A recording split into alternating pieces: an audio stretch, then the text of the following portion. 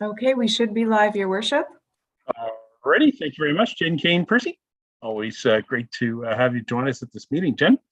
Welcome everybody to our Economic Development Committee meeting, and welcome to 2022 for this committee. Regretfully, we did not have a meeting in January as we didn't really have an agenda put together that was fulfilling for lots of the time that would be spent together. So we delayed until our February meeting. So welcome to February, and it's nice to see you all. I just want to acknowledge that Amanda Murray has joined us. Hello, Amanda. Nice to have you join us as well. She's those that don't know, a staff member here at the township. Does a lot of great things in the tourism side of things, and so she's involved with a lot of great things in our township. So welcome aboard. All right, so council committee, we'll just call this meeting to order. We're going to ask for any declarations of disqualifying interest or general nature thereof. Anybody get anything to add from the agenda? Seeing none, if anything comes up, please bring it forward. So item number 4 will be the approval of the agenda. We have an agenda together. We've got a lot of things actually on here to discuss, a lot of just open discussion. So I'll look for an approval. Recommendation be it resolved, the Economic Development Advisory Committee approve the agenda dated February 1st, 2022 as presented. Can I have a mover and a seconder? Hello, Mr. Barry Burton and Mr. Bill Roscar. Thank you very much. Those in favor? All good. Thank you. And approval of the minutes. You guys remember our meeting back in November. It seems like so long ago. Be it resolved that the Economic Development Advisory Committee hereby approve the minutes dated November 2nd, 2021 as presented. And I'll have a mover and seconder. I'd like to move the minutes. That'd be Jennifer White and Bill Roscar. Any questions? Okay, all those in favor? And the minutes, thank you. The minutes carry. So is there anything from the minutes? I see there is a couple of items that have been written in by our agenda preparation, business arising from the minutes. So we wanted to have a brief discussion. It was mentioned in our minutes that so we were going to talk about our hotel feasibility discussion, as well as also alternatives to that as Airbnb. So I'm going to go to the CAO, Mr. Ferguson. John, did you want to update us on any of the work that's going on for the hotel feasibility ask that this committee brought forward? Thank you, Mayor Measures.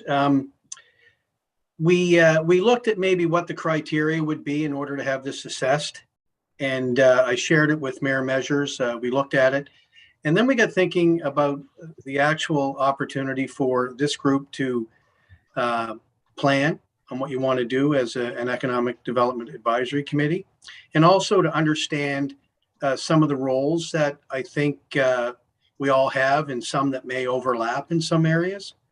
And so, for example, part of our discussion last time on the feasibility of hotels was how are we drawing people in to be here overnight? What type of things in the community would we use? We also know that we're near 2 other communities that draw a lot of tourism, and we can probably build upon that.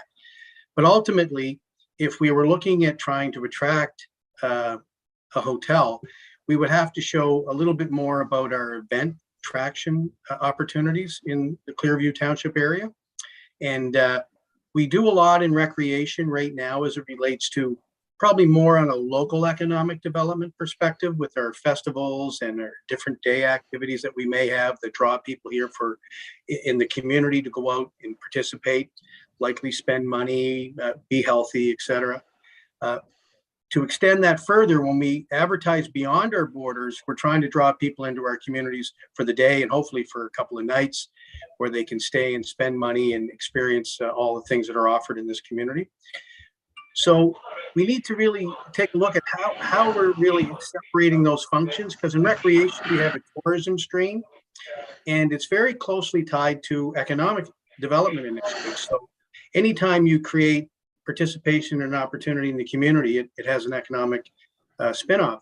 The municipality has to focus on the promotion of the municipality as it relates to economic development. And that's our key responsibility. So how do we tie that into the Economic Development Advisory Board, what we do in recreation, what we do in planning, what we do in other things that really tie in how we're attracting and making our place where we live a place where people want to come and visit, experience what we offer here, and to be safe and enjoy their stay. So I'd like us to really consider thinking about planning on how we identify each of those roles so that we can start specifically creating initiatives that increases the opportunities that makes us more attractive for a potential hotel to site here.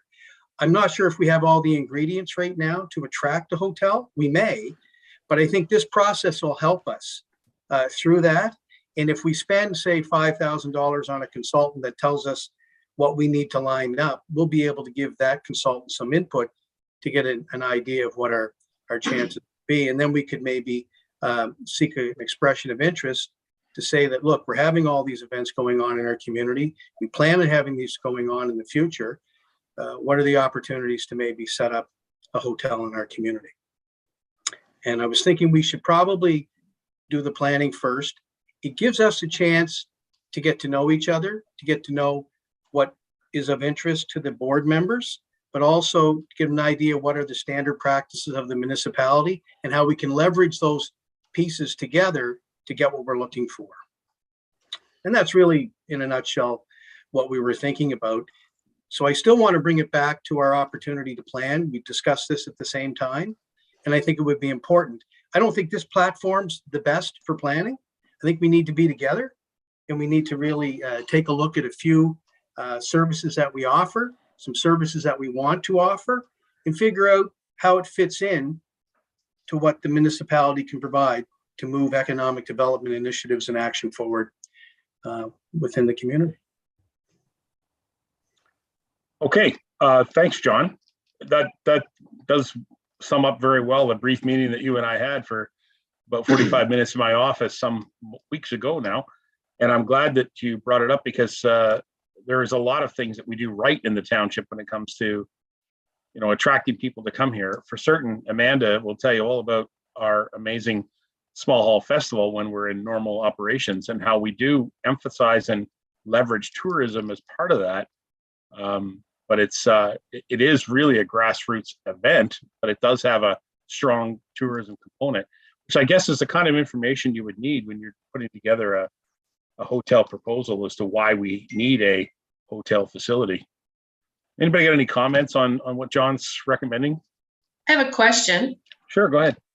What municipality in the township can service a hotel with wastewater and fresh water? Do we have the services to support a structure like that? Like our construction's on hold, right, for housing and stuff because of wastewater and fresh water in certain areas and settlements? It is in Collingwood, not in Clearview, for sure. We are building in Stainer right now, and there's a great water project that's very close to coming through to operational, at least as far as getting construction started on it. John, service the hotel? The serviceable land that's all around Stainer is available for water servicing. John? Yes. So I can't get into the complete discussion on agreements that we haven't finalized as of yet. They're going well. They're getting close. The opportunity for a new water infrastructure system to be built in Stainer is very close. And it has there's a lot of pressure to make sure we get it done in a certain time period to meet with the housing development. Some of the housing developments, they have parcels of land that are designed for various other services. They could be for shopping centers. They could be for a police station, something of this nature that they contemplate as a part of their developable land. So the ability to provide water and sewer for a hotel will be in our future. Okay. The hotel will still be likely responsible for development charges and everything that goes along with that, but the ability will be here. So it's possible, Judith. That's the best. All right. That's the good news, really. Okay. Anybody else with any questions to John and comments about the work he's doing? Yes, go ahead, Kelly. So for the hotel, I know when we first talked about this, we were talking about Stainer. Is that still the area that we were going to look at for putting a hotel? We never changed any of our position on that. Part of what we wanted to do was to see where the events would be attracted. For example, if we got into a lot of recreational hosting events and you have facilities that are close to Stainer, it would make sense. If in the future, for example, if the community, and I'm just saying this for the sake of a hypothetical situation, let's say you built a major facility, for example, a hotel might want to be sited near that major facility.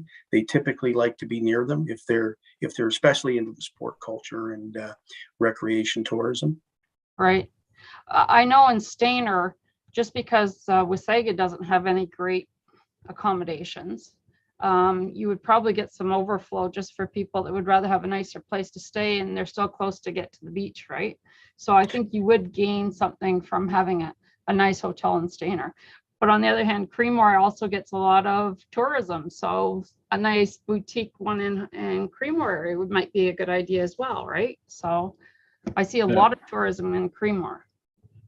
Yeah. Yeah, look, and I think you hit the nail on the head. A part of what goes on in this area for somebody who's new here, before I arrived, everything that I was looking at was telling me that there were beachfront opportunities, boating, hiking, skiing, and everything was moved slightly just beyond Clearview for most of the major attractions. So if you're a visitor coming here, you may not realize the close proximity of Clearview to these other communities that really don't have as much landmass as we do. In some cases, You coming tomorrow? sorry, they may not understand the community the same way as we do here and not appreciate the fact that if a hotel was, for example, in Stainer, you're 3 minutes from Wasaga Beach, you're 5 minutes from Collingwood. It's not far. And I think it would be used. That's a part of it as well. But to really attract, you want to show that you're doing a lot in your community. Like, for example, a lot of hotels, they like to be tied into a convention center. If you're hosting conferences and stuff like that, if you're bringing in events for sporting activities, cultural activities, whether they're art, culture, etc., they like to see those things going on because they see a vibrant community that's bringing people in, and they can justify building a hotel and running it. So that's what we have to focus on. I think we do some for our own community and take advantage of what's offered in the other communities, and we position ourselves as, look, we're the place to come and sleep when you're visiting this area. And maybe that's the approach we take. All right. Thank you, John. Is there anybody else with any quick questions or comments to John's work on this? I got another question. Actually, Judith, do you mind? I'm going to go to Bill. He put up his hand Okay, first. sorry, I didn't see Bill. That's Yeah. okay. Go ahead, Bill. Oh, you're muted there, buddy. Try again, Bill. There we go. There you go. I'm wondering about the casino. Is there a hotel attached to that? And I know it's coming. It's and that's just up the street too. It certainly is. There's no hotel that I'm aware of that Wasaga Beach is connecting to the casino. It's not part of their project. That being said, I would not be surprised if something like that pops up for the town of Wasaga Beach. They're also investing a significant amount of money in their water and wastewater treatment on the west end of Wasaga Beach. So I wouldn't be surprised if that is something that pops up for them. And that's pretty close to us. I mean, fair enough. Oh, very. And it would be a perfect location as it relates to providing accommodations for events that would be at the arena or other facilities within Stainer. You're right.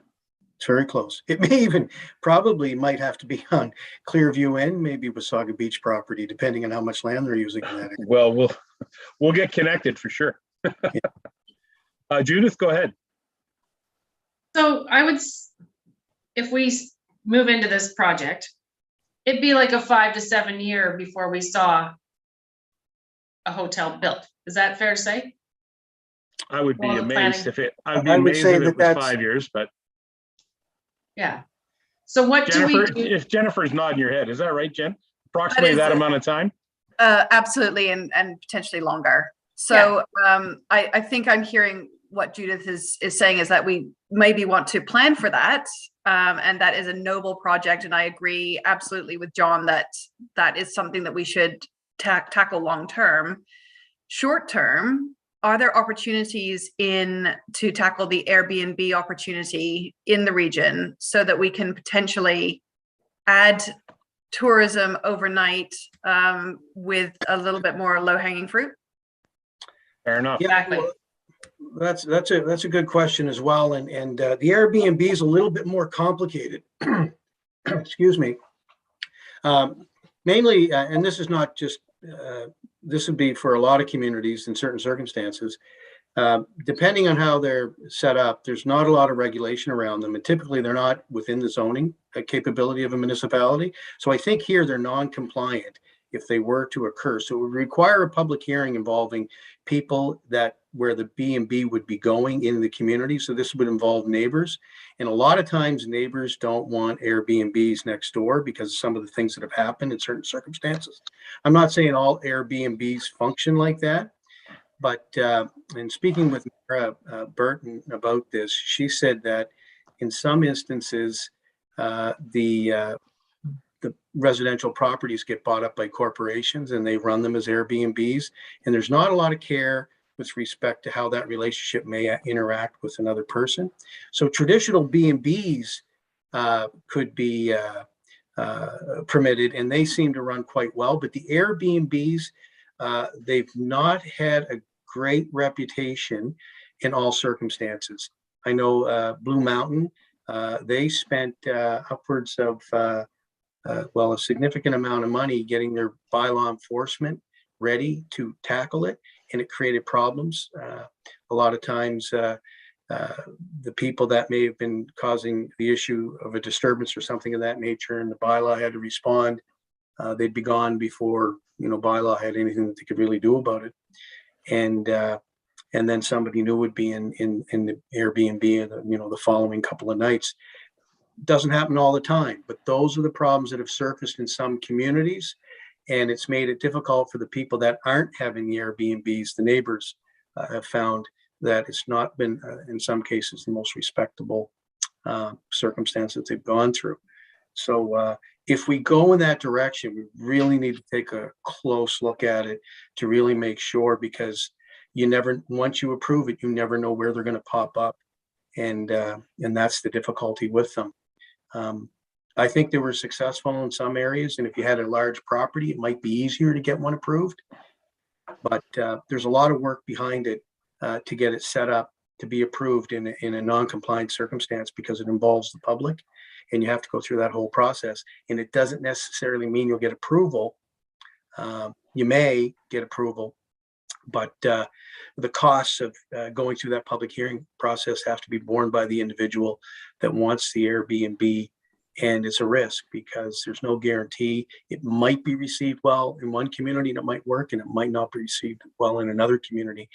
And that atmosphere, how you measure that atmosphere, can only come from the community and where the Airbnb is going to be.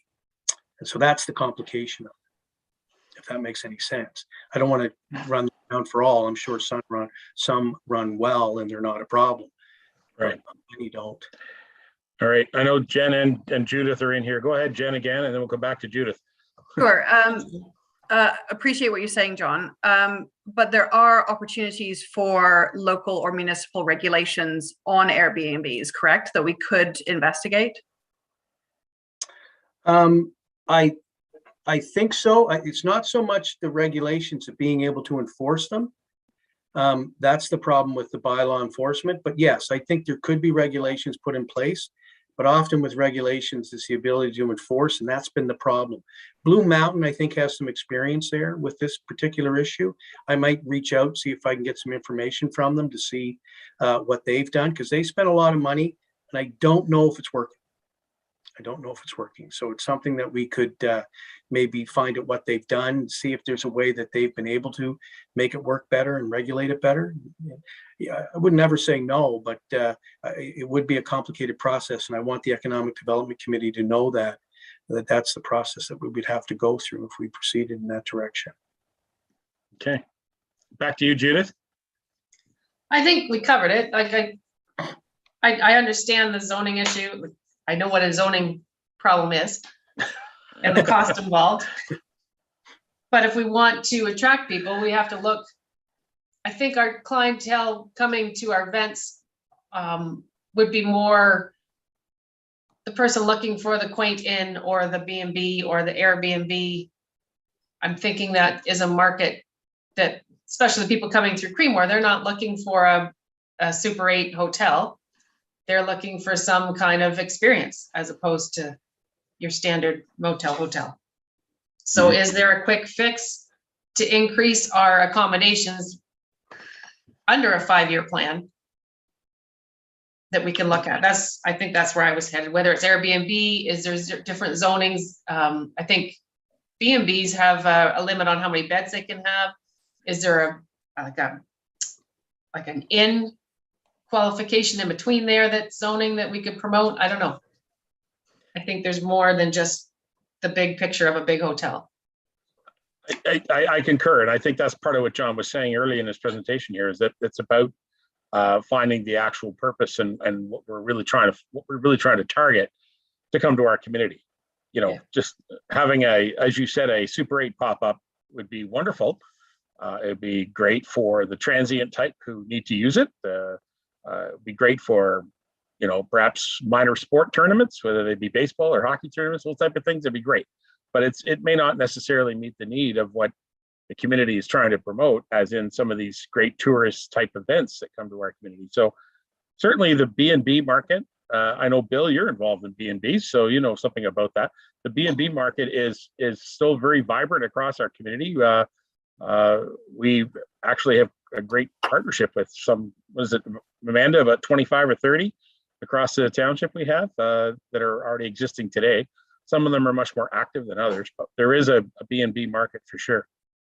The tradition. Oops, sorry.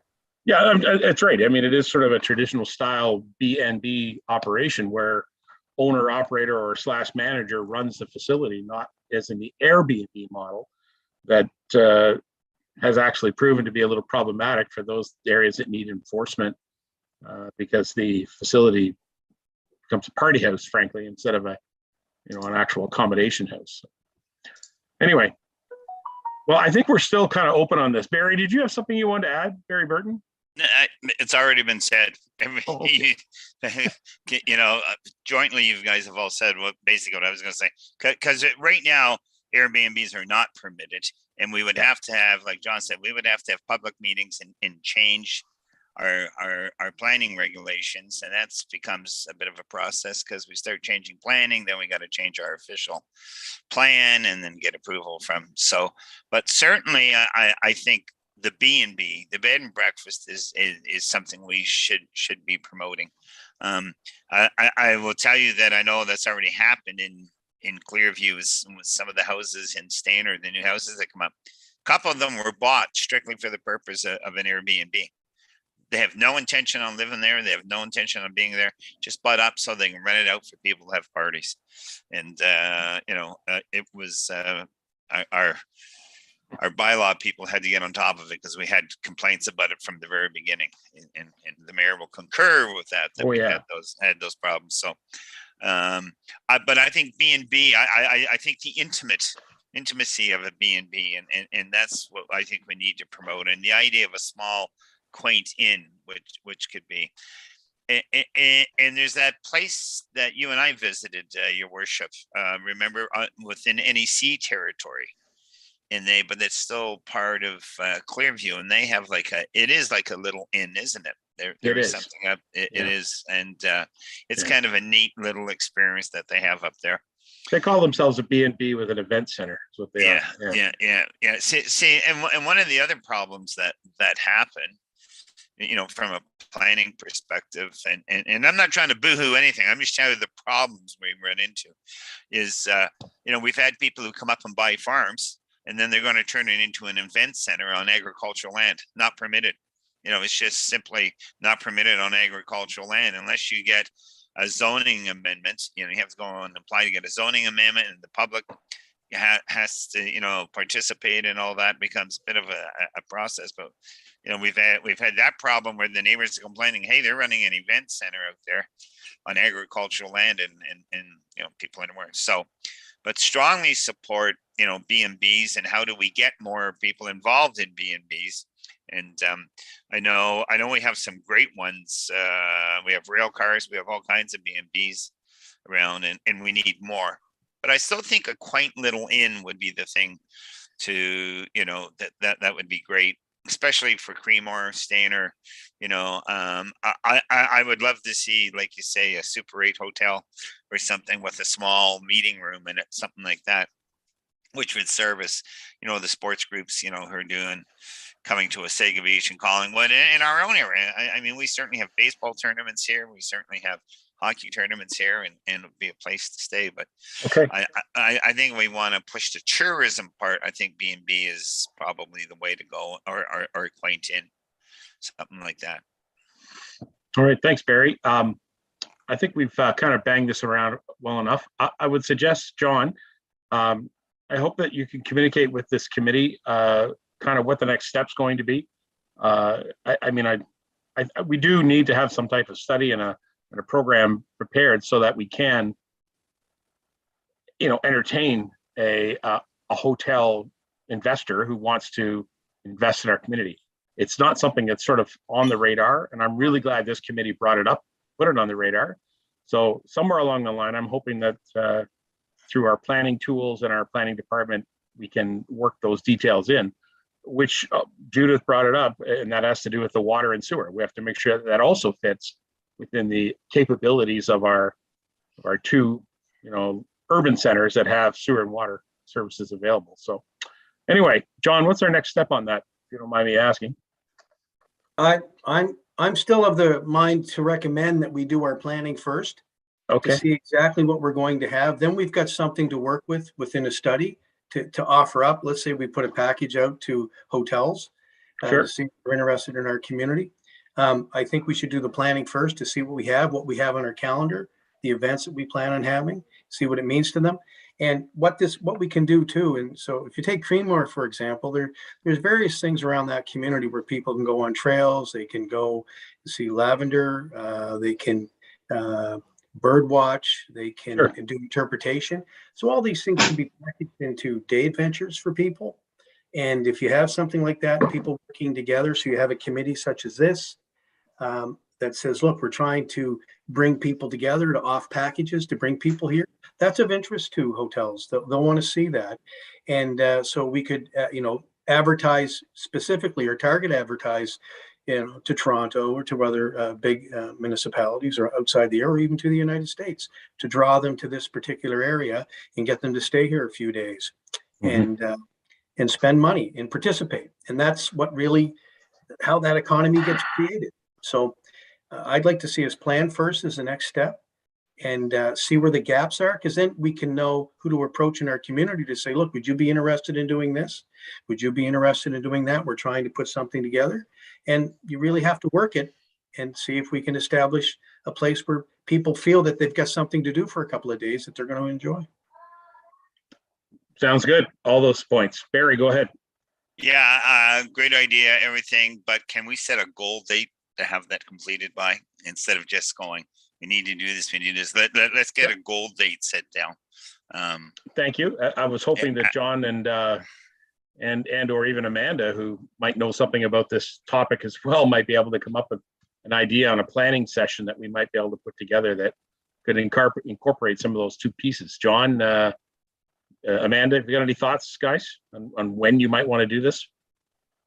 I'd like to be able to do it as soon as we're able to meet again, and we'd schedule that date. So if it's March or April, I think we should plan for that, to have a planning session.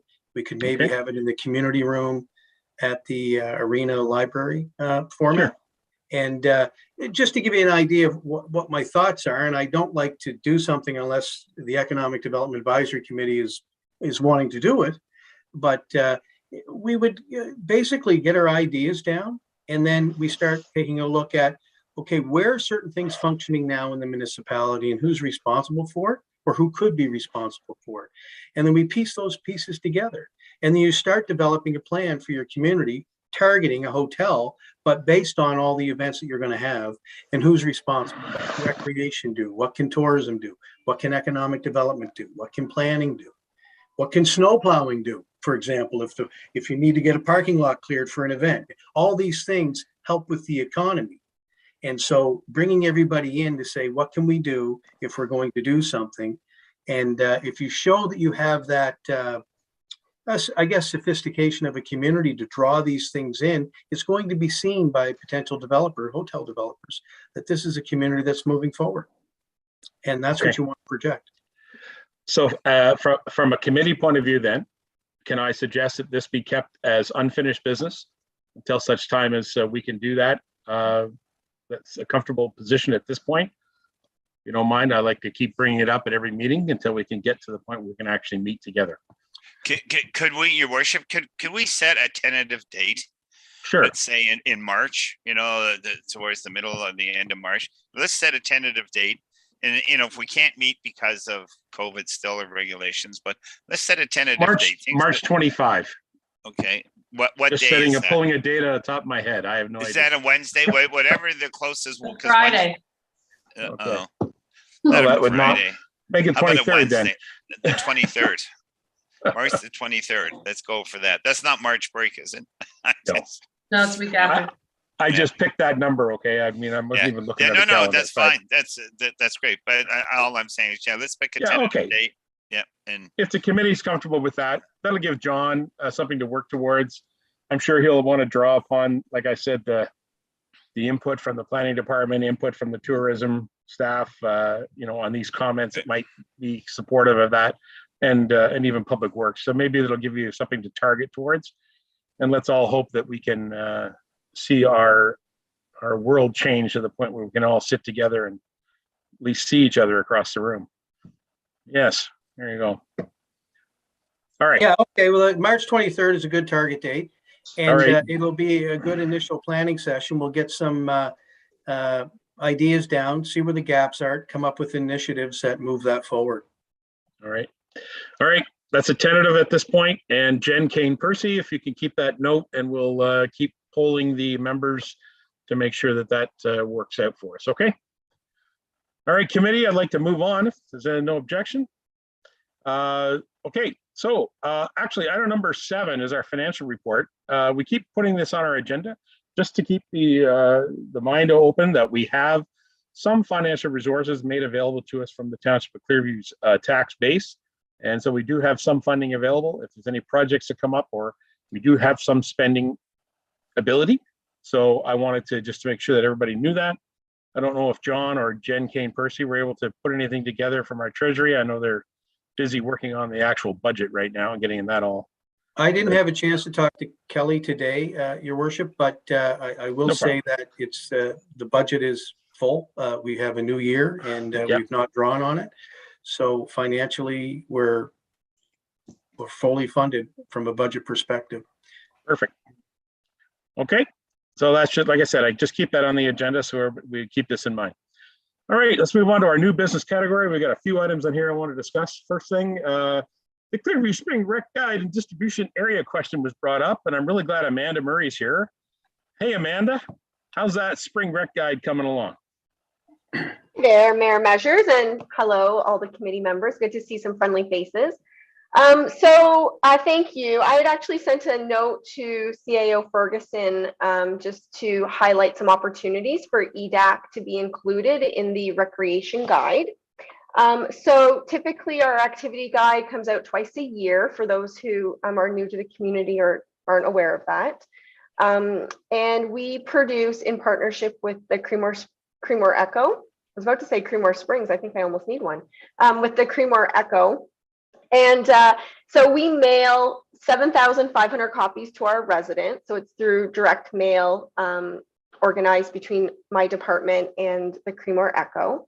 And then the remaining 1,500 copies per distribution. So whether it's the spring, summer, or the fall, winter, those then get distributed through what I kind of think is like 3 sort of like pillars. So we do primary distribution locally. So things like our farm market, our community events, the Tourism Information Heritage Center, Creemore Springs Brewery and Duntroon Cider House are huge takers of the activity guide. We also distribute directly to our accommodations. So Mayor Measures, you were asking the number of bed and breakfast operators. We currently only have about 17 or 18 that are active. Okay. And so 4 times a year, they get distribution from either myself or our summer students. So that includes the activity guides, maps, trail guides, cycling, hiking. Some of our bed and breakfast operators, I'm really familiar with their target market. So we know that we want to do heavy promotion with cycling and outdoor activities. Others want to focus on just more of the, like in Creemore, for example, we have a lot of requests for the self-guided historical walking tour brochure. So that becomes just pretty much a standing distribution item. And then the second pillar is with our partnership programs. So we have complimentary distribution through South Georgian Bay Tourism as funding partners of that association. So they usually take, of the 1,500, they take about a third or so, anywhere between 400 to 500 copies, go directly through SGBT. Our second major distributor is the County of Simcoe. So we give, that's the Simcoe County Museum, the Tourism Simcoe County office. Some of they actually have rack locations at the hotel. So the Nottawasaga Inn, for example, comes to mind. Aurelia Lake Country, they have some distribution. So that one comes to mind. We drop off about 40 to 50 at the Ontario Travel Center in Barrie, just as a point of contact for anyone coming through. And stopping at that center, it's off of the 400. So usually working with their manager, he's been a long time person. Anytime people ask for questions mainly about Creemore, coming into Stayner, driving through on their way, then he kind of tag teams our activity guide with the specific brochure distribution for whatever the visitor is asking for. And then we also do 2 brochure exchange programs. So one's through Wasaga Beach, and that's in partnership with the town of Wasaga Beach as well as Ontario Parks. And I believe the chamber is involved. There's quite a few partners, but we go for a whole morning. We get a whole bunch of activity guides and brochures from partners, and then we hand out our material.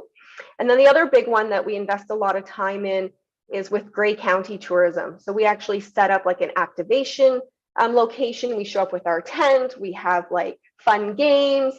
We have like free giveaways from the brewery and the cidery and Duntroon Golf. So we really create that, like we are like pitching to the Grey County folks that we're just, one drive over and you're in Clearview Township. So so those are kind of our big angles. And then the smallest way, and I was just pulling some stats,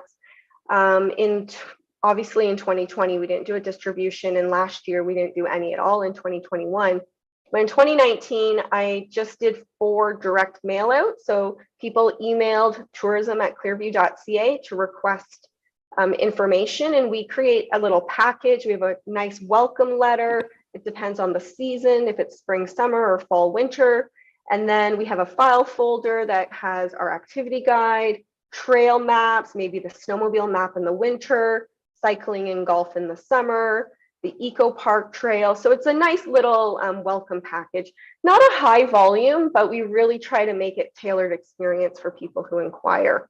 So my request though to Edac is the activity guide's 48 pages.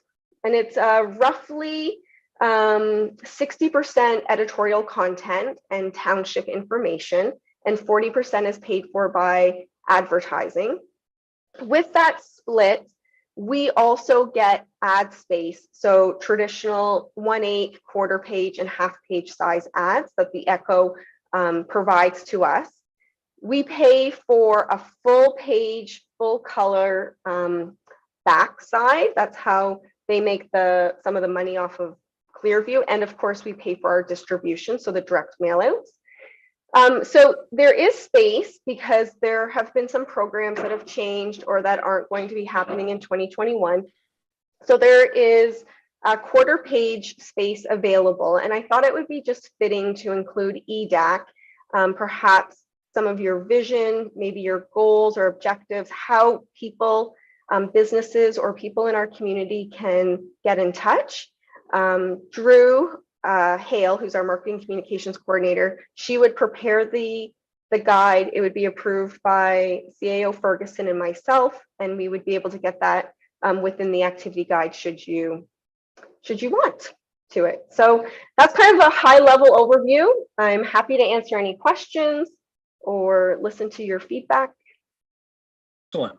Thanks very much for that, Amanda. Welcome. And always great to hear you speak so highly of all the great things that we do in our township. So thank you for that. Good You're job. welcome. Anybody got any questions to Amanda on that? On the question. work that's, please go right ahead. And I, in the mail probably 2 weeks ago, a Wasaga Beach guide came in. Did anybody else see that? And I didn't grab it before it went in the recycle bin. But I got one here at Steer and I got one at home. So they must have hit all the addresses in our area. Is there any advantage? I know it's costly, like I know exactly what postage is.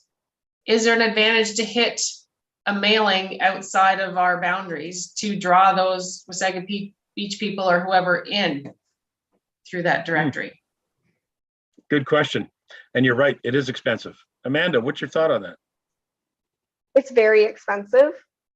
And Judith, your example is exactly the reason why we don't do direct mail in some of our other communities, because it gets thrown into the recycling bin. Yeah. Or people have no mail. Like we do get quite a few, even our own postal boxes, like PO boxes here in Clearview Township that don't accept ad mail. And even though it's a government publication, they can't necessarily turn it down. With enough, like raising enough red flags at the local post office, they can decline our publications. Just to put it into perspective, we mail out 30,000 copies of the Small Halls Festival Activity Guide. When we had grant funding for that, that was about $7,000 to $8,000. So we're talking about a substantial increase in our budget. I'm happy to pull like more specific numbers. I can, if that's really of interest, but the steps needed for that is identifying the postal codes and then lining that up with Canada Post to ensure that they have direct routes. So just because, so for example, there is a little bit of overlap in Collingwood because of the postal code information in the very south, or sorry, the very west side of Nottawa and into Collingwood lands. So when you're on the other side of Poplar, a few folks actually do get it because of just the way the Canada Post distribution truck goes down. Likewise, and we really benefit from this, Grey Highlands gets quite a bit of our information because Singhampton PO boxes are actually on the Grey Highlands side. They're not necessarily in the, they're an NOH number, not an LOM number. LOH, sorry, not an LOM. LOH, yes. Yeah. LOH. So they're LOH, not LOM, but even though Singhampton is within Clearview, anybody in the LOH postal box who gets direct mail at those boxes in front of Myler and Loretta's by default get our, by default, but also get all of our distribution stuff as well. It's interesting you brought We've that up. really, I was just going to say, we have really done in the last probably 4 to 5 years, a much better handle on our efficiency of distribution to making sure that the activity guide gets into the hands of the people that really are going to have the greatest benefit. And we rely on our tourism partners to go out to those visitors that are already here traveling through the region. So it's like already an in-destination visitor, not lure. It's not a lure brochure to bring people into our community. Yeah. I was just going to support you on something, Amanda, and that was Judith brings up the good point about, you know, receiving this information is kind of interesting. It comes from different communities, and yet right here in Nottawa, 5 years ago or better, 6 years ago, getting the Small Hall Festival guide just delivered to my mailbox didn't happen. And I'm on council at the time, and it never came. And it was I remember Amanda and I talking about that and having quite a discussion with the postmaster system as to why that wasn't working. And so there's a lot of challenges for sure to make sure this information does get out there. But I think some of the best places we can put those things are in the hands of our accommodation partners. Bill, you've brought it up before about getting maps and getting information available for your clients who come and stay at the B&B. Some of those locations are key to get any of this type of information out. And so I'm wondering, Amanda, is there any opportunity for us to reach out to some of those neighboring B&B associations to get into the, other areas of Simcoe County, the Simcoe County tourism? Is that a possibility to help us get it out to the other B&B and accommodation facilities? Yeah, so for the county of Simcoe, they normally don't distribute through the bed and breakfast They don't. industry. I'm surprised.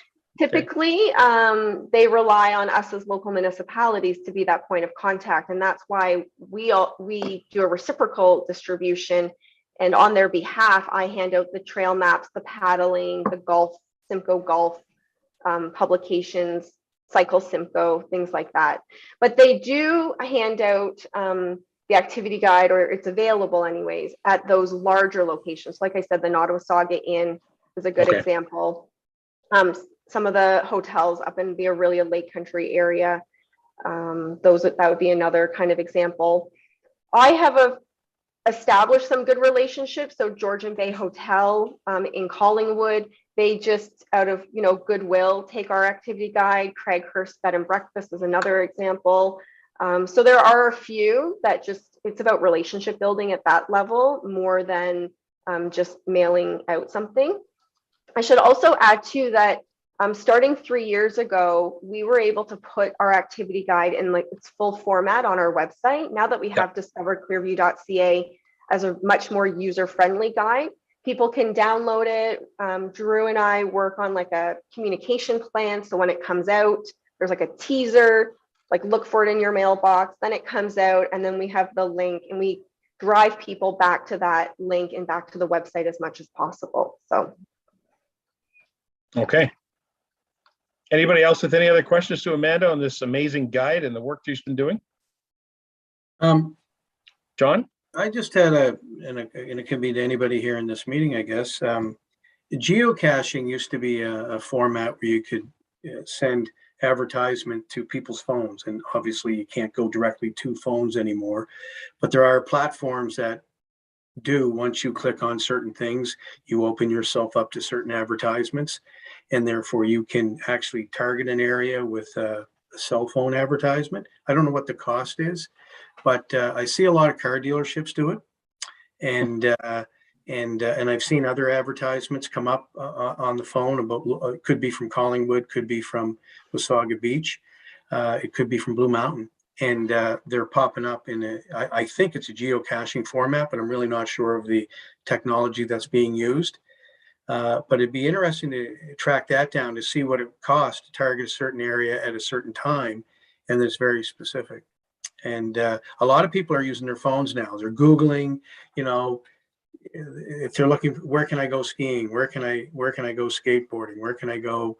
And they'll just type it in and they'll search and they'll try to find an area. Same as, for example, if you go ice fishing, in this time of year, if you Google ice fishing, you're going to get all the places where you can go ice fishing, and it's quite easy to find. So how do we get ourselves into that loop of that type of behavior now that's going on with for people that have cell phones? That's not everybody, but it's for people that have cell phones. Sure. Amanda, any thought on that? Well, that's a great idea. I have heard of the same technology, John, that you're mentioning. I have not done any work behind the scenes. Okay. But the Google, what's near me, restaurants near me, ice fishing near me, snowmobile machine repair shops near me, that is just so much more complex than what a municipality would have our ability. We would have to engage a proper SEO management team to undertake that in order to be able to have those search engine optimization for buzzwords, keywords, things like that. To put it into perspective, South Georgian Bay Tourism got a Google Ads grant valued at $150,000 last year, and we spent the entire thing. on Google AdWords. So when you're searching for hiking near me, waterfalls in Grey County, when those come up and you see either Grey County listed or you see the Nottawasaga Conservation Authority being listed, those organizations and private businesses like independent retailers or independent locations are relying on Google AdWords and SEO campaigns to significantly improve their foot traffic. It's not to say that it's not impossible. I'm just not sure if I have the right skill set, but we can look into it. It might be something more at a higher level with the county or tapping into South Georgian Bay tourism. But maybe there's somebody else on the team. I kind of learn about technology as fast as I possibly can, but I appreciate getting ads on my cell phone when I go into other locations. I would really need to do some background and some research on that. I concur with what you're saying, Amanda. I spent 2 nights in North Bay just in the fall, and I still to this day get sent things on my phone every once in a while from businesses around North Bay. Go figure. Jennifer, go ahead. Just to underline Amanda's point, I do run a very large destination marketing department, and it is incredibly eye-wateringly expensive to run anything that is Google AdWord based, social media based, geo-targeted. Again, to underline Amanda's point, it's not impossible. Like, companies do this every single day, and I am only too happy to consult on any opportunity that you'd like me to in terms of putting together a marketing list of opportunities that we could leverage, just fully understanding that the costs are prohibitive. So there might be some tactics that we can employ at a small scale just to test it out, like a pilot program, but otherwise large scale comprehensive marketing campaigns are out of our reach. Well said, Jennifer. I appreciate that. Yes, Amanda. Just one other final comment about search engines and Googling is the reliance that I need anyways, or the reliability from our local businesses to maintain up-to-date websites and Facebook and social media platforms. Just to give you an example, even during Taste of Clearview, which I was heavily promoting our 25 independent establishments, driving people to their websites to download the menu, and the menu may not have been updated. So, you know, I would love to see more of that. We have some amazing bed and breakfast operators who get top 10 ranking on TripAdvisor. That requires those operators to stay on top of having a listing that's on TripAdvisor, a listing on Booking.com, a listing on Google, keeping their Google site maintained, their own websites, their own social media. So in itself, if there's one thing that Edac and our other partners could maybe start working towards would be a better training program, or perhaps hosting workshops that would support our independent operators so that they can become more knowledgeable, not just about Facebook, using it as a way to share what you did on the weekend, but as a way to build your business. And that's something that I think is really valuable. It's happening through like CBAC and RTO 7, but perhaps there just to me needs to be more emphasis on how our small operator, our operators locally, I shouldn't just say that they're small, they're very successful, but how those operators can maintain that technology and website image or presence. Profile. Yeah. Profile, sure. presence. Yeah. Good stuff. Fantastic. Anybody else with any questions of this discussion point? All right. Thanks very much, Amanda, for chipping in. I would ask that John, you might want to work with Drew and or Amanda and see if we can get something together for this little quarter page. I think, Amanda, you must be getting close to your publication deadline, I'm confident. So you probably need it yesterday. No, not quite yesterday, but is there any suggestions from the committee as to content? Hi, Jen Kane Percy. Oh yeah, sorry. I've just I was going to mention I've seen a lot of magazines and print papers right now. I think thanks to the vaccine passport with the QR codes, and you know how when you check in restaurants, a lot of newspapers and magazines are using these QR codes. So I was just going to suggest maybe have the QR code on the front page saying for up to date what's going on in Clearview, scan the QR code. Great idea. You know what, something else that ties in with that, Jennifer, is you can even have signs positioned in your community that's a QR code, and people can still scan them with their phones. Yep. And get the information as they're going by. It's a great platform. I don't think it would cost a lot, and it brings you to the content that you want them to see. So to bring this around then. We're one step ahead of you. It's included. Well done, Amanda. I knew you were going to do that because it has something to do with our website, getting the guide actually uploaded onto our site. There's a QR code available for that. So the next step is to actually get your signs made and get them out there in the community, people see them. Yeah, Drew has been very forward thinking about that. So you're going to see the QR codes moving forward quite more. And we did those types of campaigns this summer with the Lavender Farm. We partnered with them on QR codes and things like that. So, but definitely, Jen, like well-spoken point. That is the way of the future, and we're trying to implement it as that's like a free, cost-effective way of getting our message out there. For sure. All right. So to answer your point about content, I think that there is some content available straight up out of the what do you call it? The terms of reference of this committee, as well as there's some great text that's already been prepared that's on our clearview.ca website in regards to economic development. So I would hope that between Drew, John, Amanda, Jen Kane, Percy, you guys should be able to at least assemble this to meet your publication deadline without having to bring it back to this committee. I think that stands that we should be able to do that. But going forward, certainly, I think that this committee should be able to come up with something. Maybe, if I may, we should put this on the agenda for our planning session to make sure that we have something to talk about on how we promote the EDC activity in the community. Okay. All right. You guys are not moving. Okay. Okay. Yeah. The screen froze there for a second, although I was moving, everybody else was still. That was kind of cool. Anyway. All right. Okay. Thank you very much, Amanda. Like I said, can I move on? Nothing further then? Okay. I made a note here on their new business. Thank you, Jen, for putting it on the agenda. The GNE. I just want to mention, I mean, it is a pretty significant event that happens in our community, the Great Northern Exhibition. I was at the AGM for the GNE, and they announced that they are going to move ahead with their event this fall, 2022, September. There will be a Great Northern Exhibition, and they're moving ahead with every intention to do it. And they said, however, of course, if the province tells them they can't, then they can't. But the reality is they're moving ahead like they are.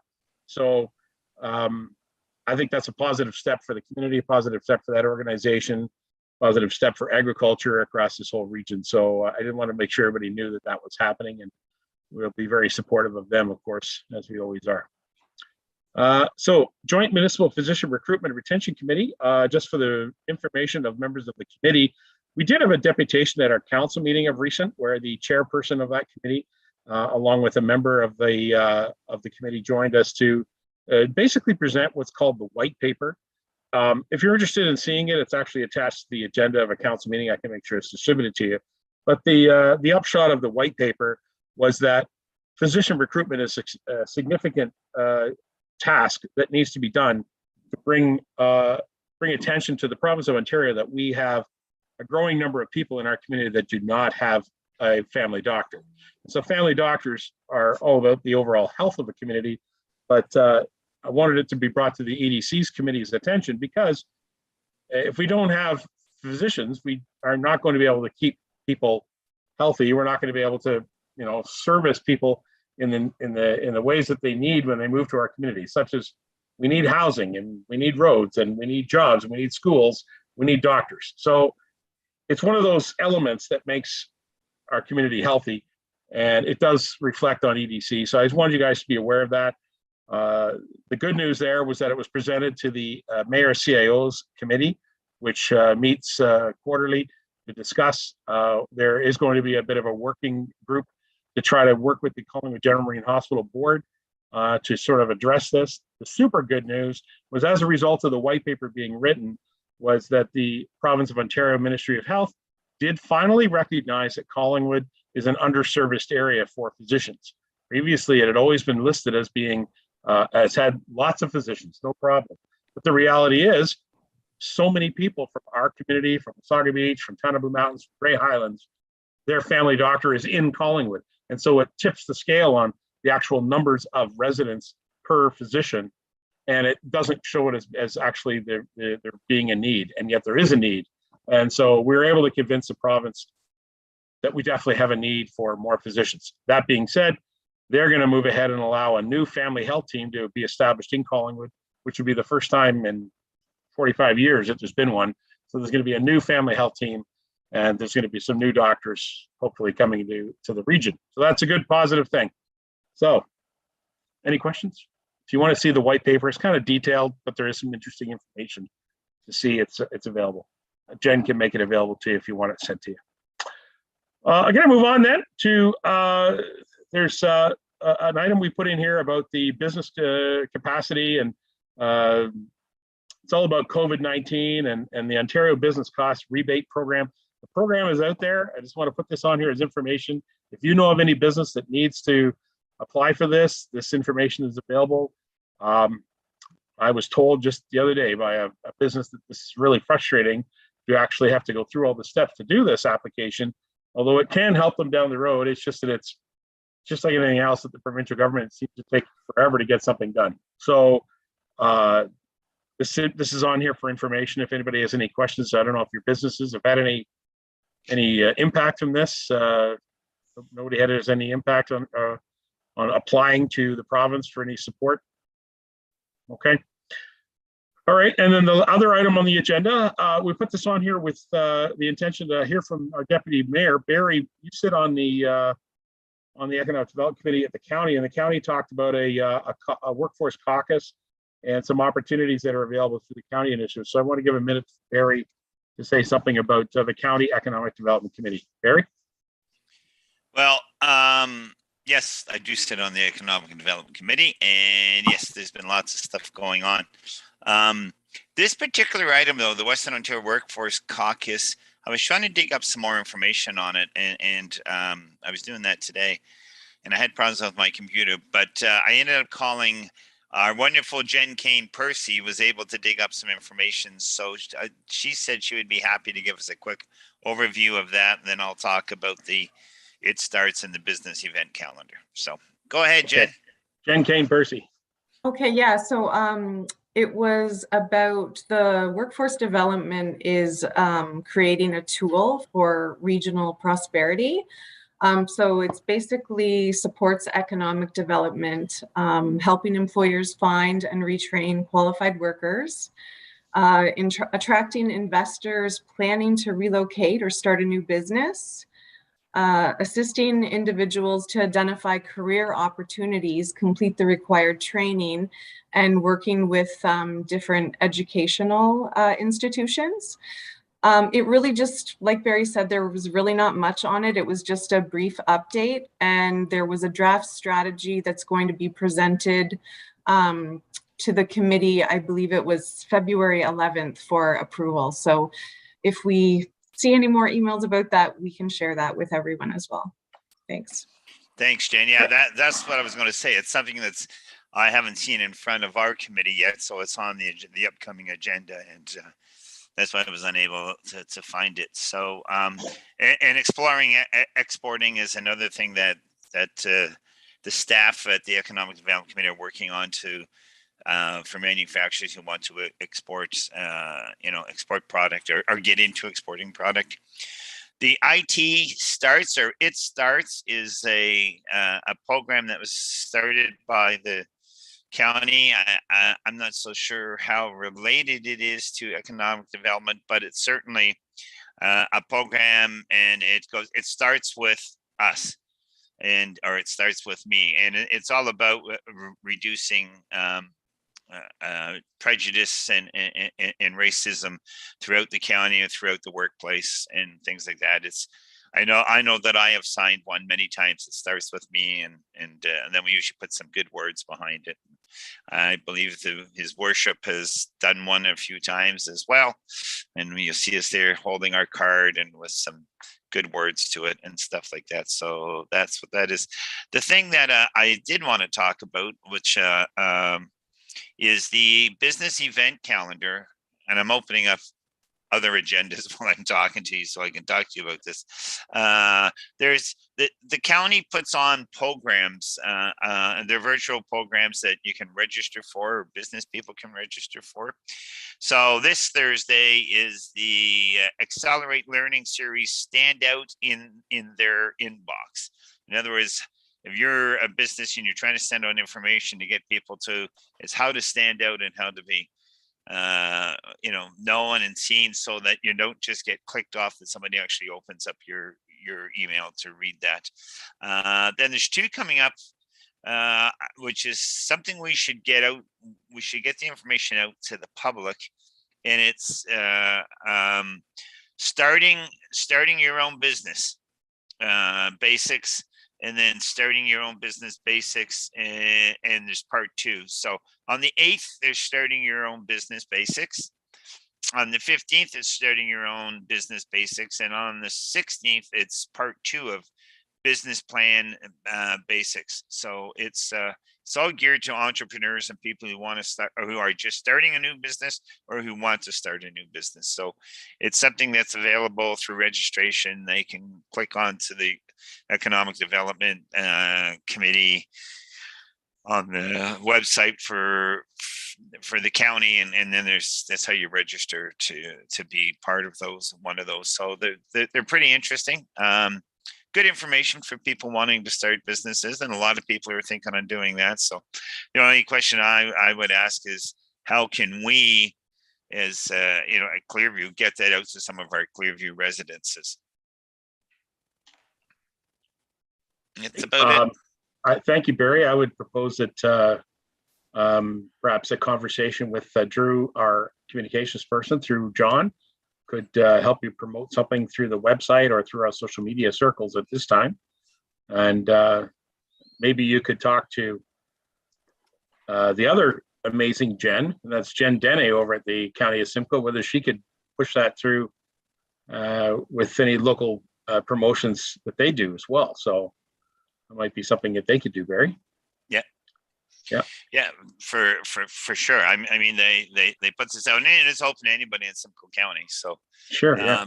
But I'm particularly interested in how do we get it out to the people here in Clearview. I know that Collingwood has its small business center. So, and then Barrie has another organization. I can't remember the name of it right at the moment. Oh, the Sandbox. It's called the Sandbox, and it's all promotional for business people starting businesses and stuff. So, we just need to find a way to get this information to some of our Clearview residences. And I'm not sure what that avenue is, but I'm sure Drew would be the person to.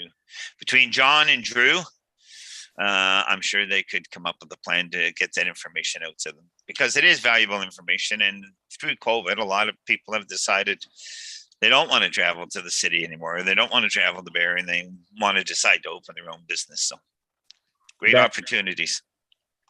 Thanks, Barry. Anybody got any questions to Barry or Jen on some of these items? No, you're all comfortable? Okay. Well, thank you, Barry, for that. I appreciate you keeping us up to date on what's going on with the EDC over at the county. That's good. So committee, that brings us to the end of our agenda. I'm just going to open up the floor. Has anybody got anything on do you want to talk about? Do you want to add to the new business discussion? Anybody got anything? I have some. Judith, go ahead. Yes, Judith. Just something to think about between now and the next meeting. I saw where the township's hiring summer students. Yes. For the tourism side. If there's something that we would like to put on a request list for the students' projects for the summer. Uh-huh. I don't know who outlined what. Putting up signs with QR on it. They could do that for us. Yeah. Yeah. I don't know who guides them on what projects they're involved in, but if there's something we think they could be of value on things on our agenda, Perfect. we should push that through. Good idea. All right, we'll keep that in mind. Kelly, go ahead.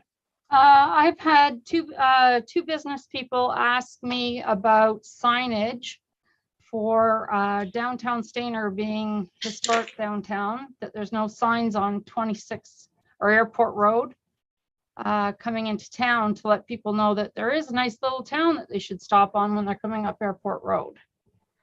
Oh, I see. So they thought maybe we should be able to get a sign out on Airport Road saying, stop here. It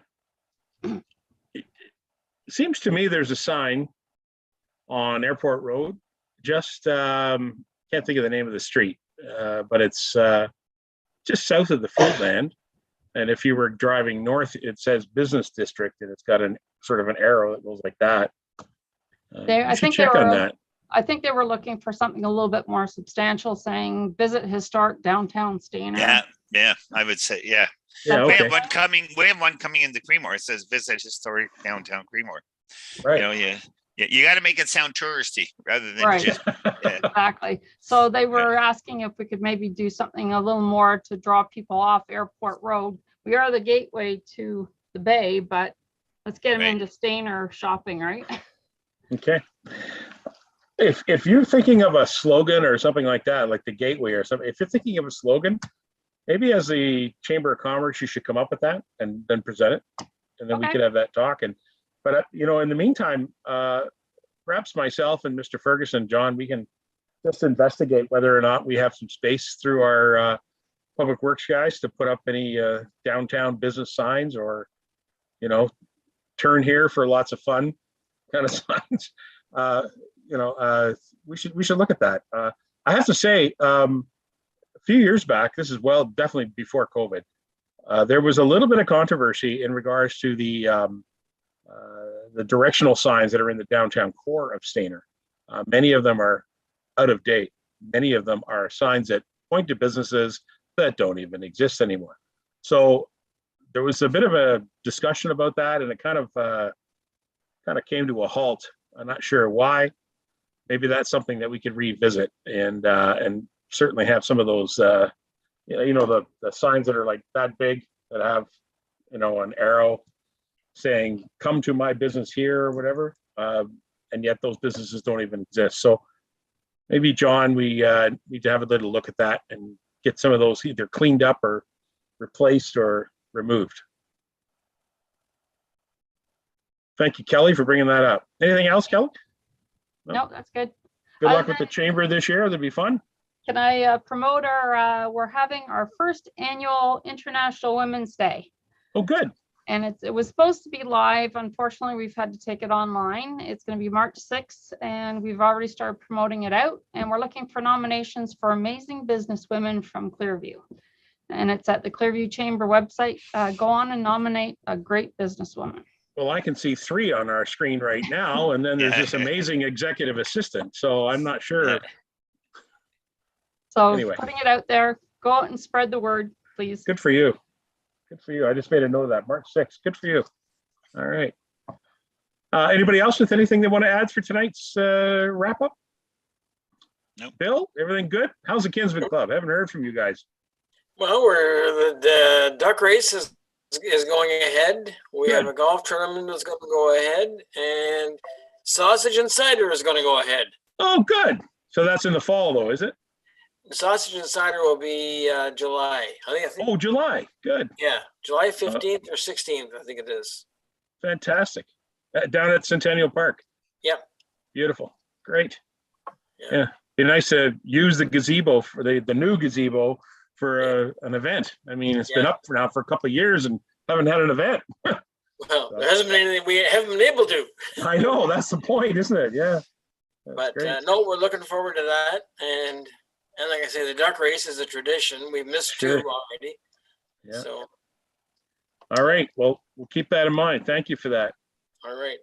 What kind of sausages? Is it several different flavors, or? What's that?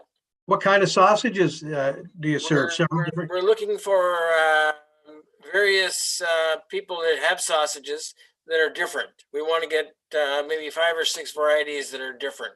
Excellent. That's a great idea. Cider and sausage. I love it. Mhm. Good stuff.